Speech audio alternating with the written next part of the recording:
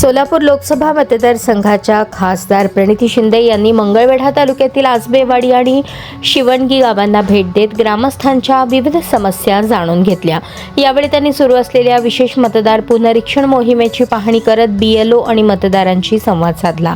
प्रत्येक नागरिकांनी मतदानाचा हक्क सुरक्षित ठेवण्यासाठी एसआयआर प्रक्रियेत सक्रिय सहभाग नोंदवावा असे आवाहन त्यांनी केले। आजबेवाडी येथे ग्रामस्थांनी पाणी टंचाई, तलावाचे खोलीकरण, नवीन बोरवेल, वीज पुरवठा आणि आजबेवाडी सलगर लवंगी रस्त्याचे रखडलेले काम यासह विविध समस्या मांडल्या।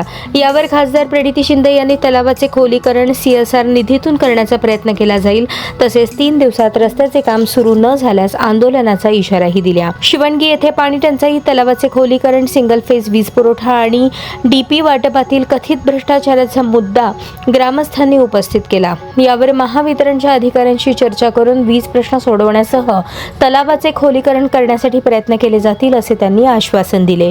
यावेळी बोलताना खासदार प्रणिती शिंदे म्हणाल्या की राज्यात विशेष मतदार पुनरीक्षण अभियान सुरू असून प्रत्येक मतदाराने QR कोड असलेला एसआयआर फॉर्म अचूक भरून त्याची पोच घ्यावी। कोणतीही अडचण असल्यास संबंधित बीएलओ किंवा काँग्रेसच्या BLA कार्यकर्त्याशी संपर्क साधावा असे आवाहनही त्यांनी केले।